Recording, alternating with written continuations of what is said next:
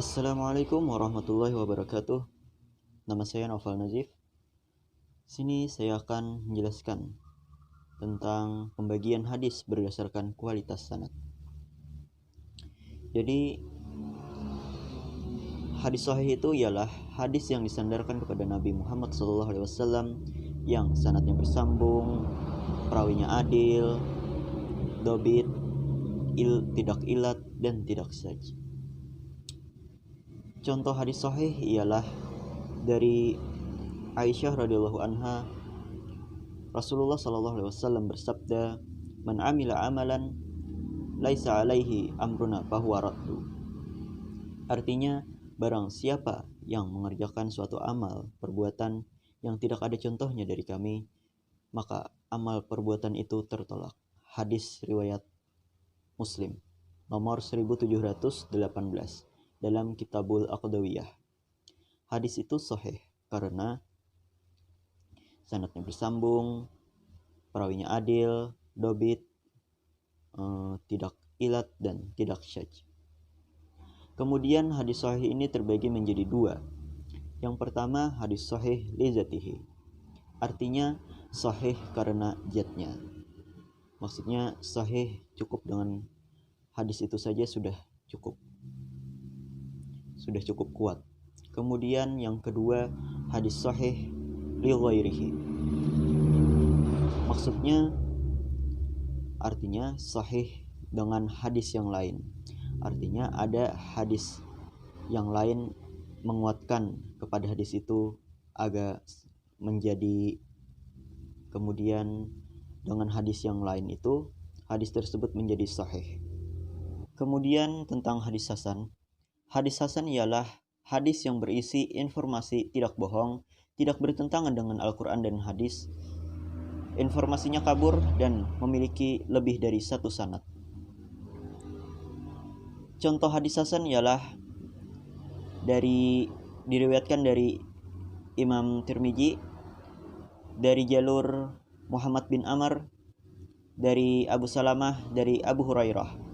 Anna Rasulullah sallallahu alaihi wasallam qala, "Laula an asyqa ala ummati lamartuhum bisiwaki inda kulli salatin."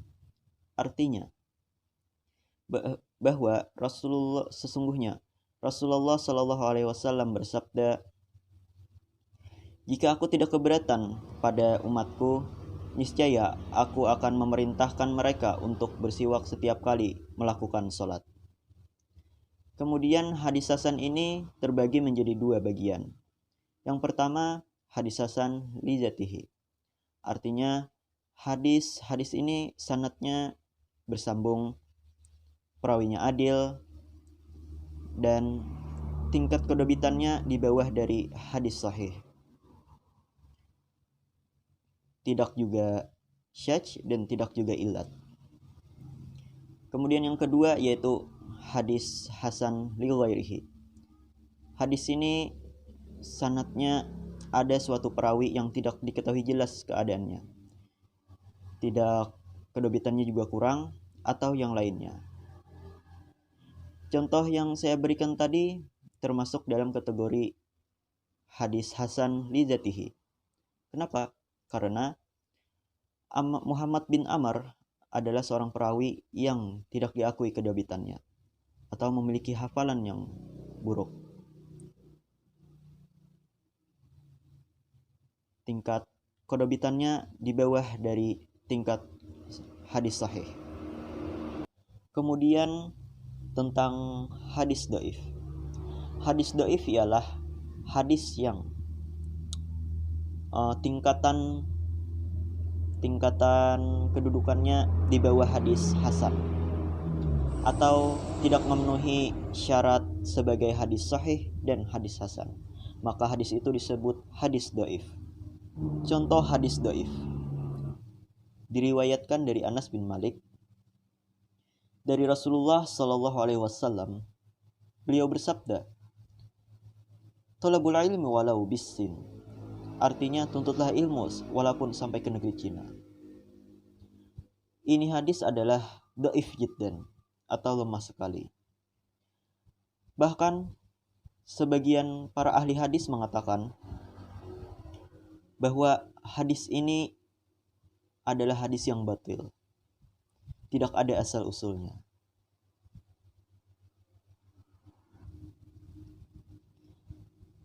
Hadis dhaif ini ada dua sebab. Sebab pertama ialah karena sanadnya terputus.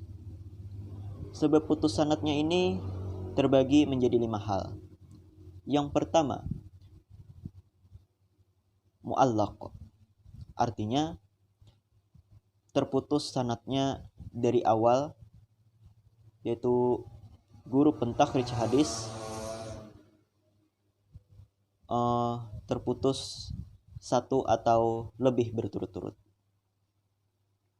Kemudian yang kedua, sebab kedua yaitu munqati, yaitu terputus sanadnya satu atau lebih berturut-turut.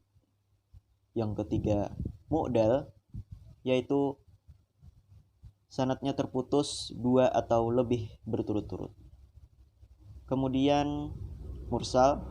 Mursal ialah hadis yang diriwayatkan oleh para tabi'in langsung dari Nabi. Mursal ini terbagi menjadi 3 macam. Yang pertama, mursal khafi. Yang kedua, mursal jali atau tabibi. Yang ketiga, mursal sahabi. Kemudian mudallas, yang kelima, sebab yang kelima ialah mudallas. Mudallas adalah menyembunyikan cacat sanadnya dan menampakkan cara periwayatan yang baik. Mudallas ini juga terbagi menjadi 3, yaitu mudallas suyukh, mudallas taswiyah, dan mudallas isnad. Kemudian sebab hadis dhaif yang kedua, yaitu sebab karena cacat periwayatannya. Sebab cacat periwayatannya ini terbagi menjadi 2. Yang pertama, cacat kedobitannya, yang kedua, cacat keadilannya. Sebab cacat kedobitannya terbagi menjadi 5. Yang pertama, faksu al-ghalat, artinya kesalahan fatal. Yang kedua, su'ul khifzi, artinya jelek hafalannya. Yang ketiga, al-ghaflah, artinya pelupa. Yang keempat, kasratul auham, yang artinya banyak bimbang. Dan yang kelima, mukhalafatus siqah, hadis yang masuk dalam kategori cacat kedobitannya yaitu ada 9. 1. Mu'allal, 2. Muharraf, 3. Mudarraj, 4. Musahhaf, yang kelima maklub, keenam syaj, ketujuh muttarib, yang kedelapan majhul, yang kesembilan mubham. Kemudian sebab cacat periwayatannya yang karena keadilannya, cacat keadilannya itu terbagi ada disebabkan karena 5 hal. Yang pertama, bohong. Kedua, dianggap bohong. Yang ketiga, bid'ah. Yang keempat, fasik. Yang kelima, juhalah. Hadis yang dikategorikan dalam cacat keadilannya yaitu hadis maudhu, matruk, dan munkar. Sekian penjelasan tentang pembagian hadis berdasarkan kualitas sanad. Semoga penjelasan yang saya berikan bisa bermanfaat untuk kalian. Idza wajadtum khata'an minni atlubu alfa alfin isti'fafin minkum. Wabillahi taufiq wal hidayah. Assalamualaikum warahmatullahi wabarakatuh.